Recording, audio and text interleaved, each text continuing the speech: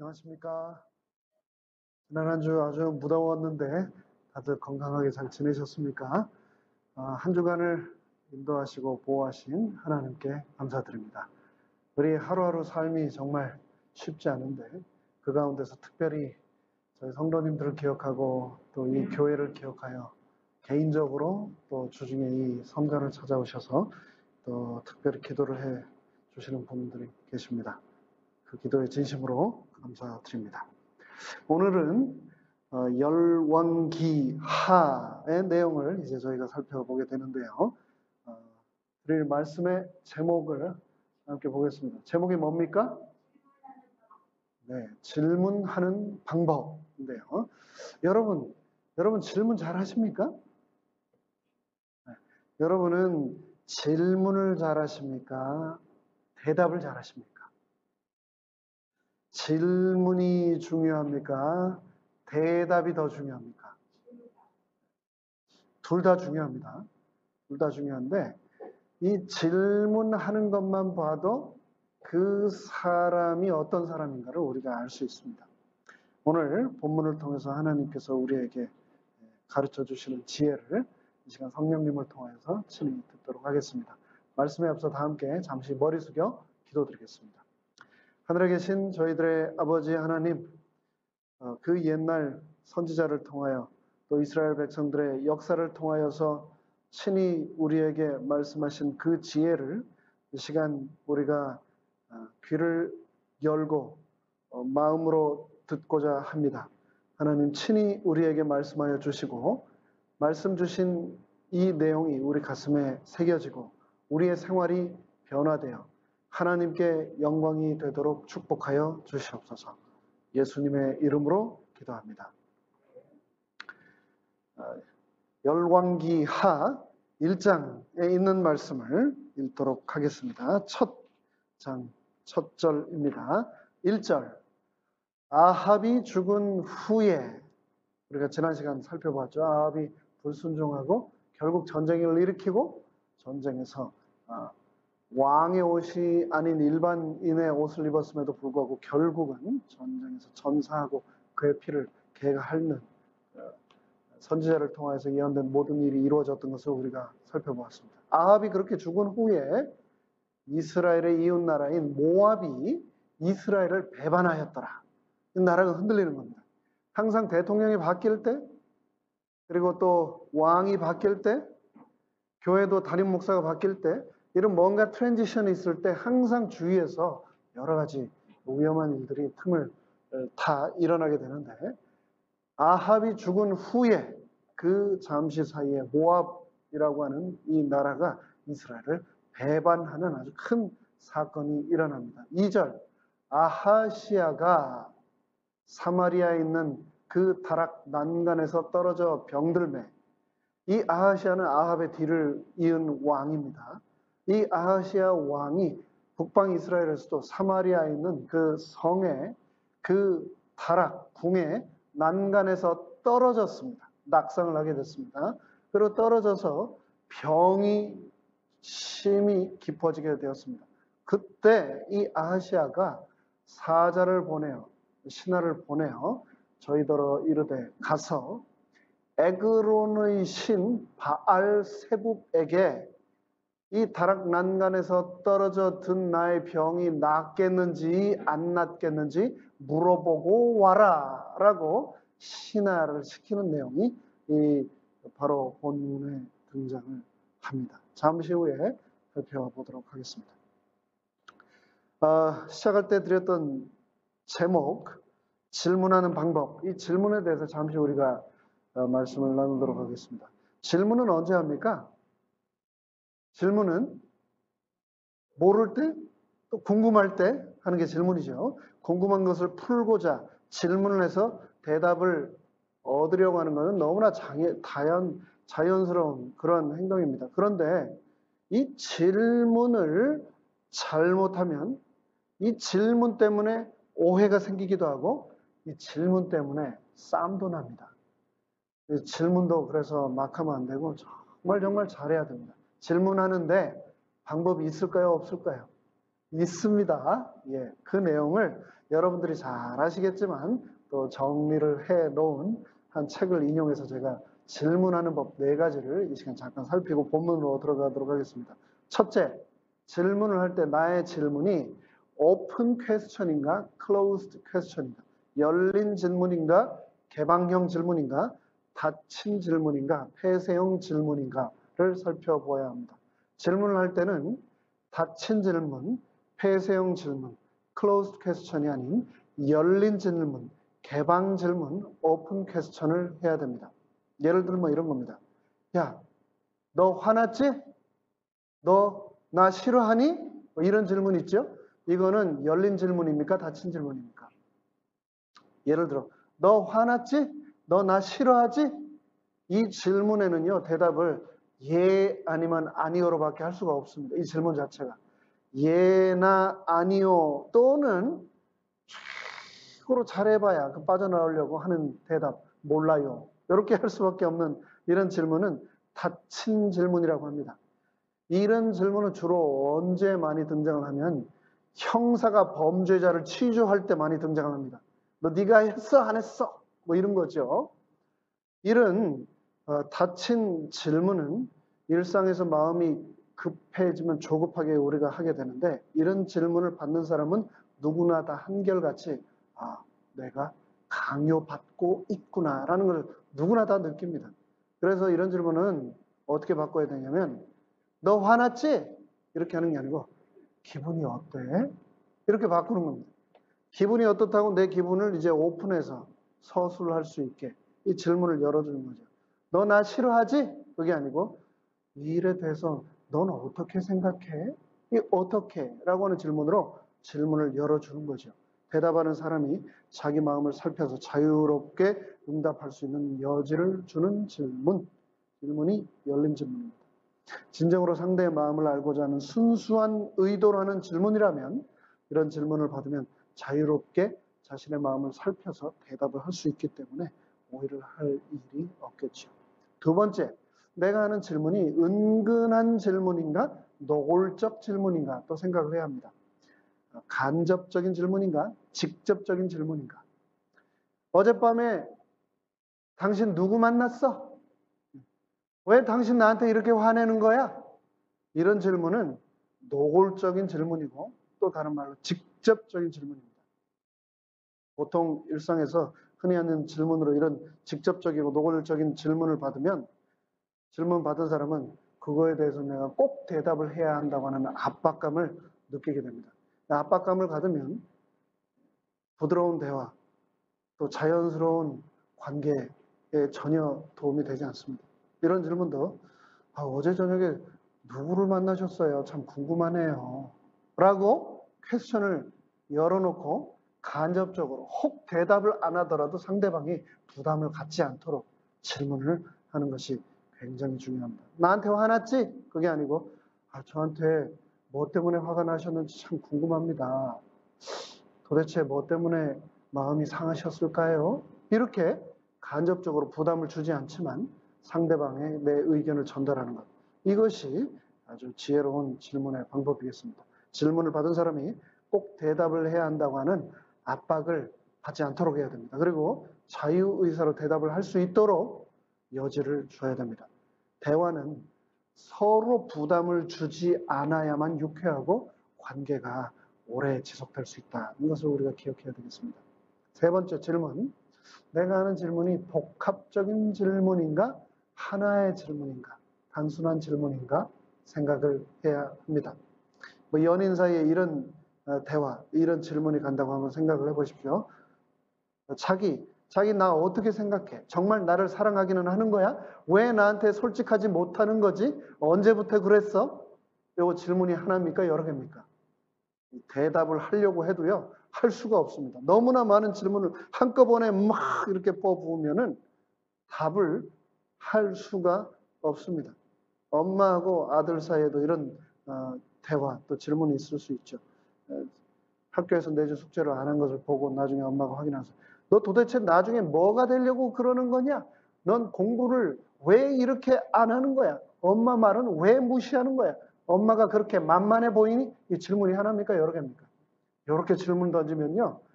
걔가 아무리 성의 있게 대답을 하고 싶어도 대답을 못합니다. 질문을 할 때는 항상 간단하게 하나씩만 질문을 해야 합니다. 무엇을 묻는지 명확하게 드러나면 그 질문에 대답을 할 수 있는 확률이 훨씬 높기 때문입니다. 네 번째로 드리는 마지막 팁입니다. 내가 하는 이 질문이 이 사람을 추궁하려고 뭔가 캐내려고 하는 질문인가? 아니면 정말 마음으로 궁금해서 하는 질문인가? 생각해 봐야 하겠습니다. 왜 싸웠니? 응?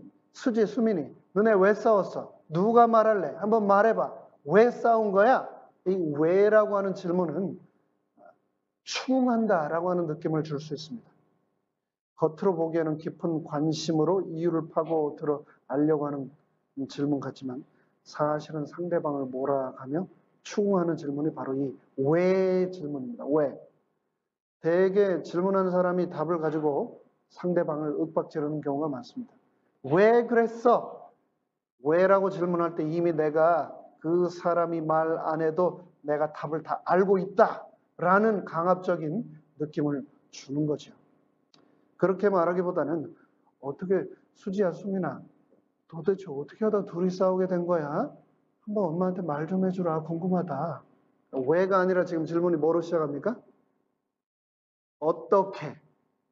why가 아니고 how로 물어보라고요. 어떻게? 궁금한 것을 정말 알고자 묻는 것.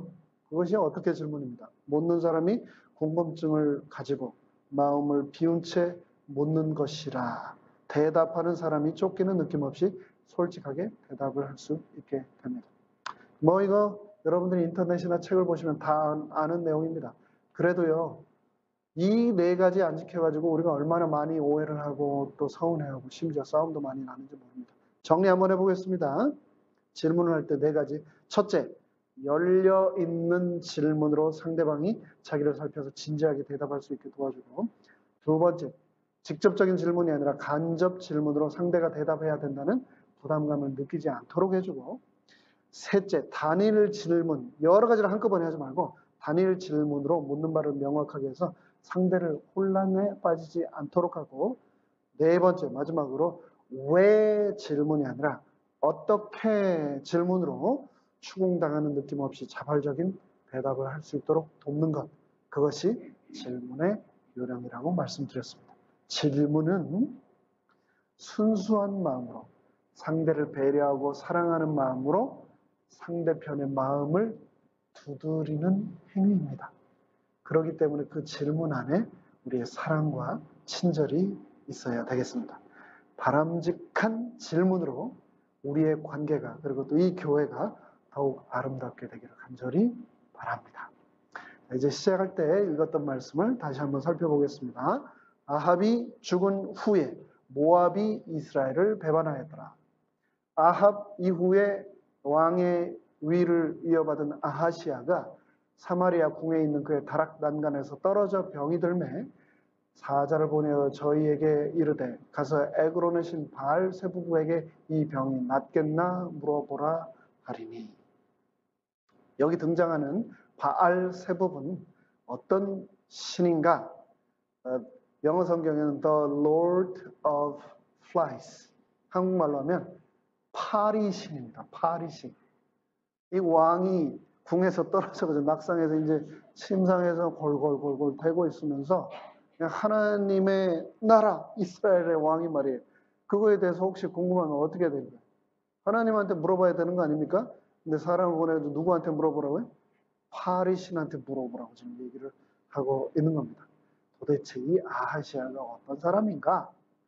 바로 이 열왕기하 1장 직전에 있는 열왕기상의 마지막 장 22장 51절 53절에 보면 그가 누구인지 이렇게 소개하고 있습니다.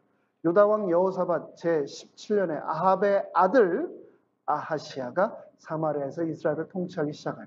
아합이 죽고 그의 아들, 그러니까 아하시아는 아합의 아들입니다. 아합의 뒤를 이어 이스라엘의 왕이 되었는데 몇 년 동안 이스라엘 통치했다고요? 2년. 그러니까 그 떨어져 가지고 파리신한테 물어보고 2년 만에 죽은 겁니다. 그런데 이제 그에 대해서 성경이 뭐라고 기록을 하고 있는가? 52절. 그가 아하시아가 주의 눈앞에서 악을 행하여 자기 아버지의 길과 자기 어머니의 길과 이스라엘로 하여금 죄를 짓게 한 느바스의 아들 여로보암의 길을 걸었더라. 이 아하시아가 굉장한 집안이잖아요. 이 역사에서 아주 그냥 고약하고 악하기로 최고를 내놓지 않는 아합, 그리고 또 어머니는 이세벨, 그 아버지, 그 어머니의 아들이었던 것 같습니다. 얼마나 여호와 눈앞에 악을 행하였던지 죄악의 길을 걸었다. 53절. 그가 바알을 섬기고 바알과 함께 수많은 이방의 우상들을 섬기고 그에게 경배하며 자기 아버지가 행한 모든 죄, 모든 것에 따라 주 이스라엘의 하나님의 분노를 일으켰더라. 이 아하시아가 아버지 어머니한테 배웠습니다. 배운 것을 버리지 않았습니다. 그래서 바알뿐만 아니고 수많은 이방 우상 숭배의 길을 걸었습니다. 그러면서 아버지 아합이 바알을 숭배하다가 어떻게 하나님으로부터 경고의 말씀을 듣고 또 어떤 결말을 갖게 되었는지 다 바로 옆에서 눈으로 보고 경험했던 사람이 바로 그의 아들 아하시아였는데, 그럼에도 불구하고 그는 여전히 바알을 섬기면서 하나님의 진노를 불러일으켰습니다. 우리 삶 속에 보면은 생각을 해보면 우연이란 정말 하나도 없는 것 같습니다. 운이 나빠서 생긴 일 같지만 그런 것들까지도 우리 삶 속에서는 전부 다 하나하나 하나님의 뜻, 섭리가 있다는 것을 우리가 깨닫게 됩니다. 예수님께서는 참새야 한 마리 떨어지는 것도 하나님이 허락하지 않으시면 떨어지지 않는다라고 말씀을 하셨습니다. 하물며 하나님의 왕국인 이스라엘 땅에서 일어나는 일이 하나님의 뜻이 아닌 그런 일이 일어난 게 있겠습니까? 이스라엘의 왕인 아하시아가 갑자기 멀쩡하게 잘 있다가 타락해서 떨어진 것, 그것이 우연일까요? 결코 우연이 아닙니다.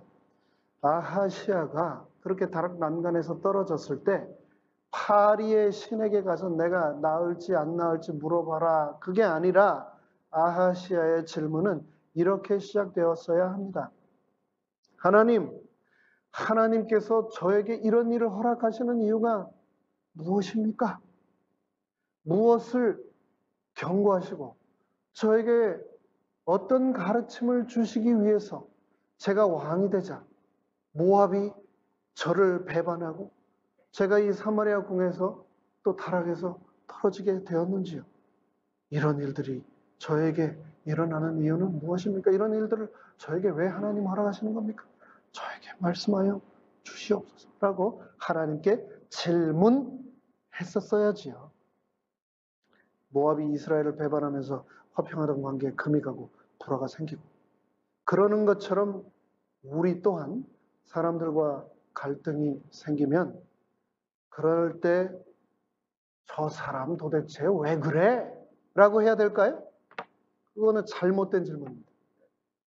그런 일이 생길 때, 나의 인간관계에 문제가 생길 때, 나의 사업에, 나의 가정에 예상하지 못한 일이 일어날 때 육신의 질문, 육신의 길을 가게 되는 질문, 그런 질문이 아니라 주여, 주께서 내가 지금 이 순간 무엇 하기를 원하십니까? 하나님의 뜻이 무엇입니까?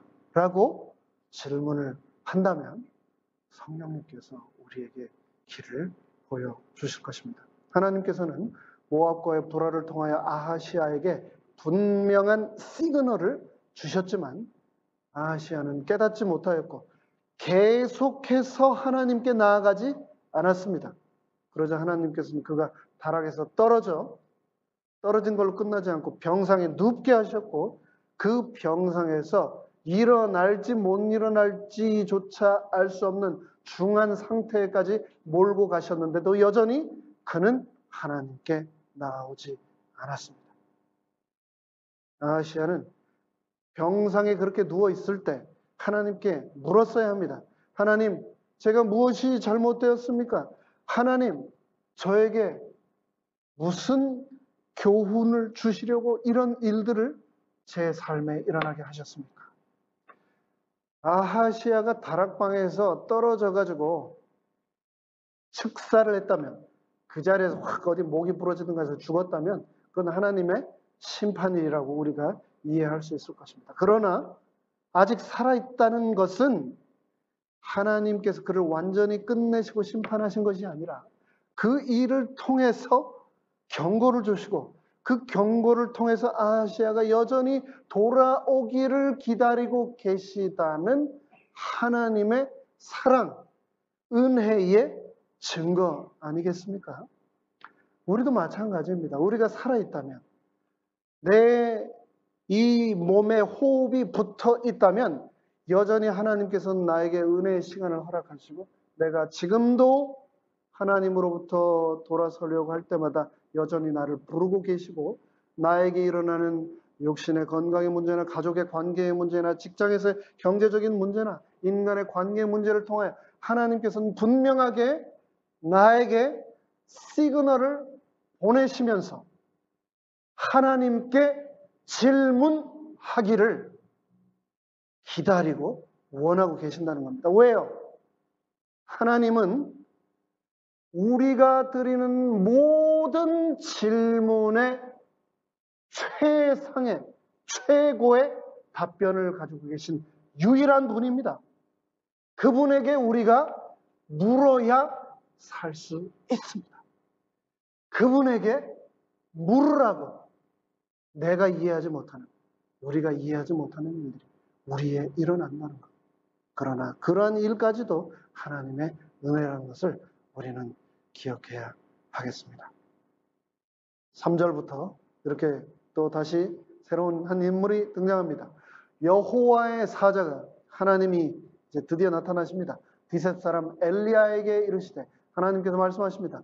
너는 일어나, 엘리야, 넌 일어나서 올라가서 사마리아 왕의 사자를 만나서 저에게 이르기를 이스라엘에 하나님이 없어서 너희가 바알 신에게 물으러 가느냐? 이제 사마리아에 올라가서 그 얘기를 전하라는 겁니다.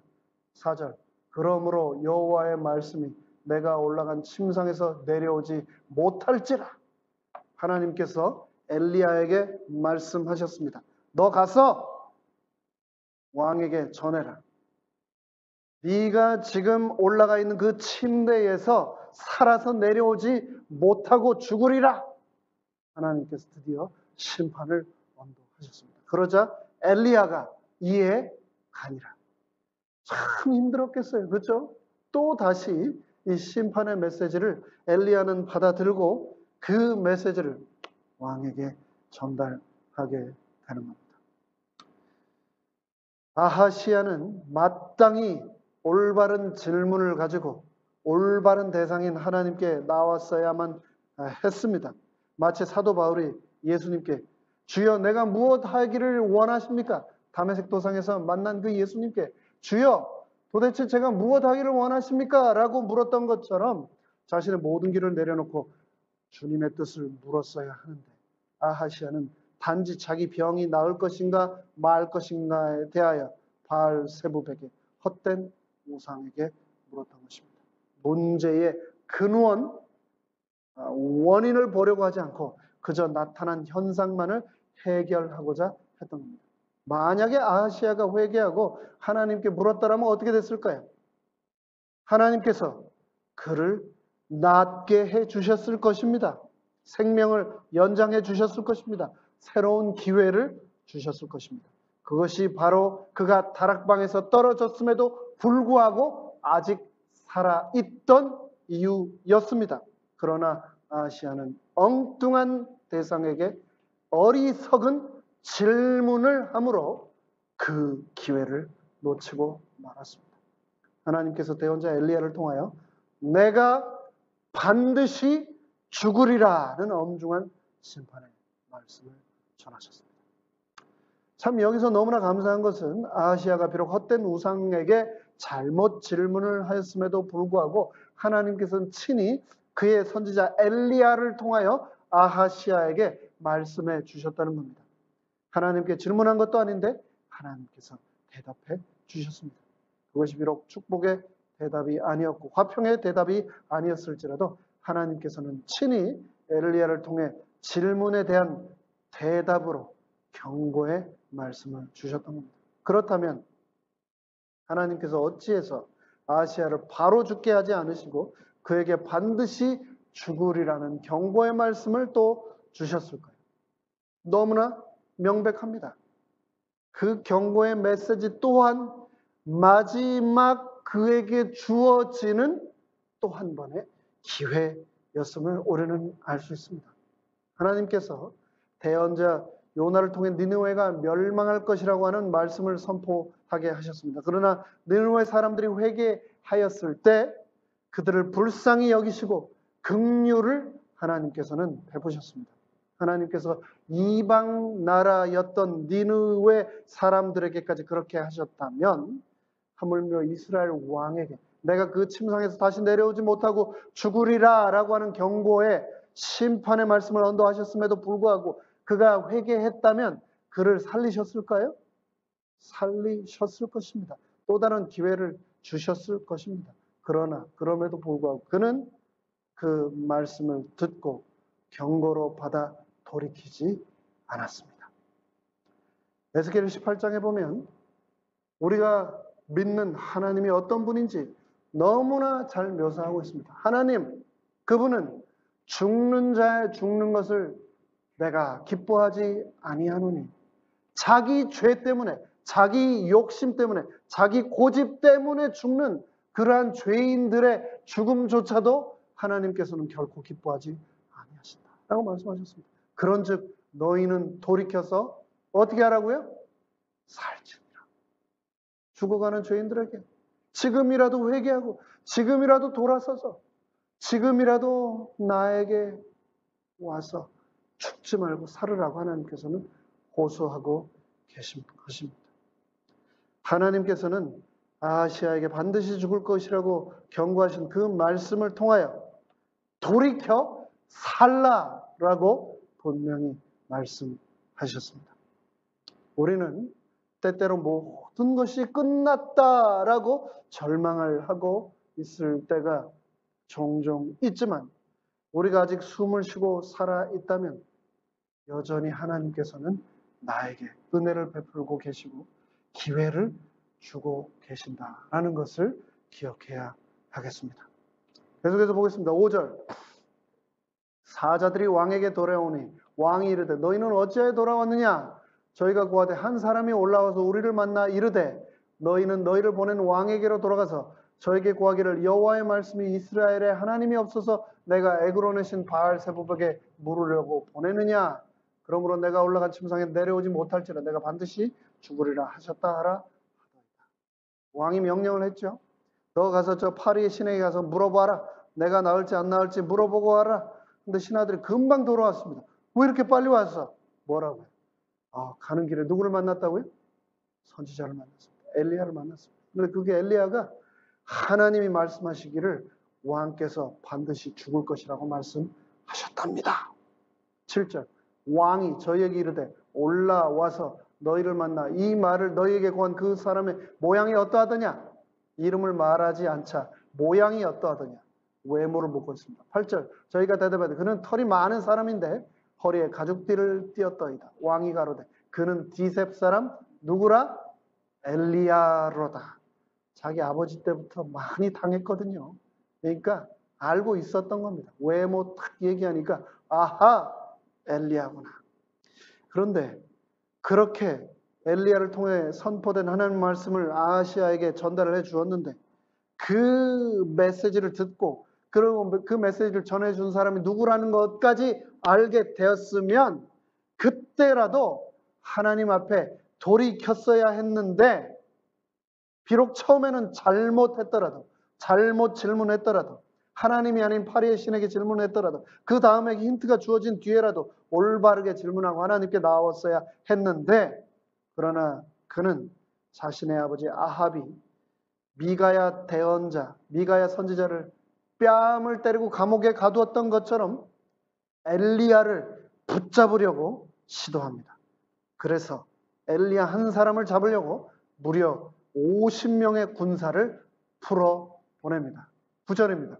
이에 50부장과 장교 한 명과 50인을 엘리야에게 보내매 저가 엘리에게로 올라가서 본즉 산꼭대기에 앉았는지라 50부장 장교와 50명의 정예 요원들이 체포를 하기 위해 엘리야를 잡으려고 이제 출동을 했습니다. 그랬더니 엘리야가 어디 있어요?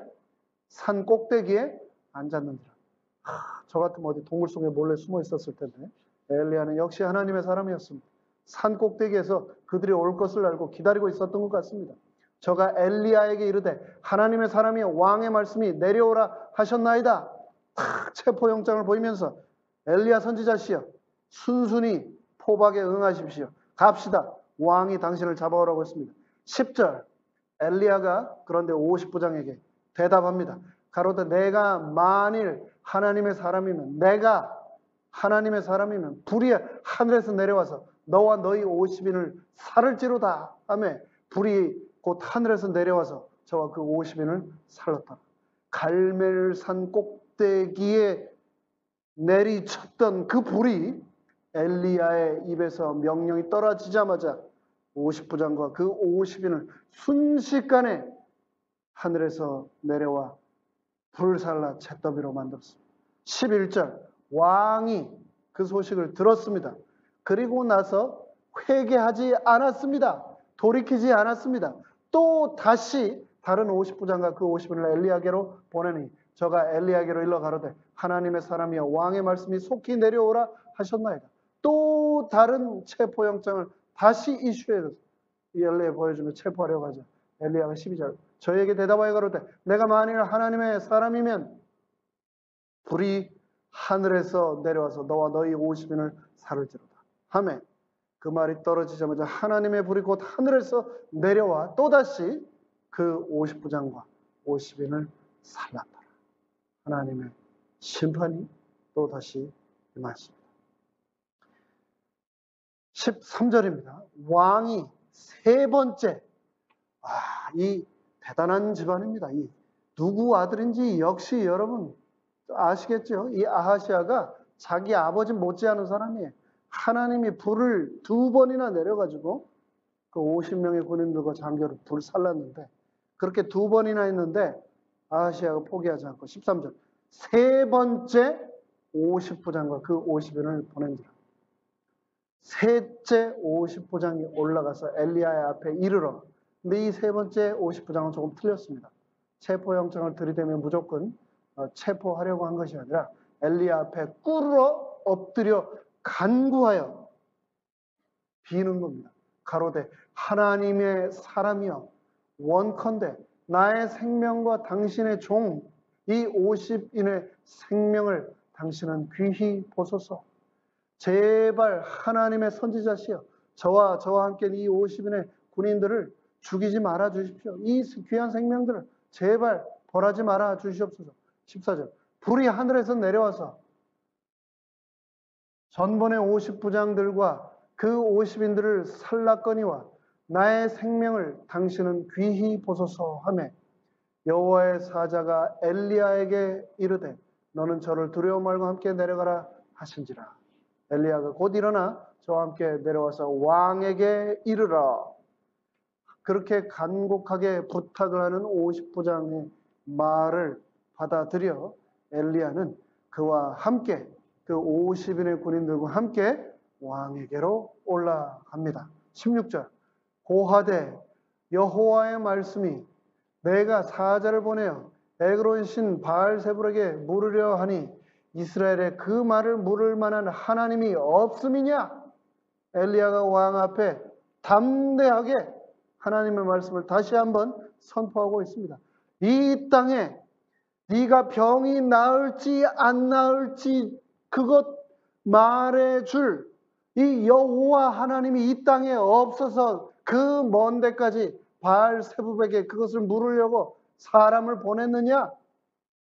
그러므로 내가 그 올라간 침상에서 내려오지 못할지라 하나님을 통하여서 내리신 그 심판을 다시 한번 엘리야가 선포하고 있습니다. 내가 반드시 죽으리라 하셨다 하니라. 17절. 이에 왕이 엘리야의 전한 여호와의 말씀대로 죽고 아하시아가 죽었습니다. 저가 아들이 없으므로 여호람이 대신하여 왕이 되리. 유다 왕 여호사밧의 아들 여호람의 제2년이 되었더라. 그렇게 역사상 가장 짧은 2년이라고 하는 시간 만에 왕위에서 내려와 죽고 마는 슬픈 역사가 이곳에 기록되어 있습니다. 긍휼히 여기셨던 하나님, 그 긍휼을 끝까지 거절했던 왕. 3번이나 동일한 말씀을 반복해서 기록하며 끝까지 아하시아가 돌이키기를 원하시며 기회를 주셨던 하나님.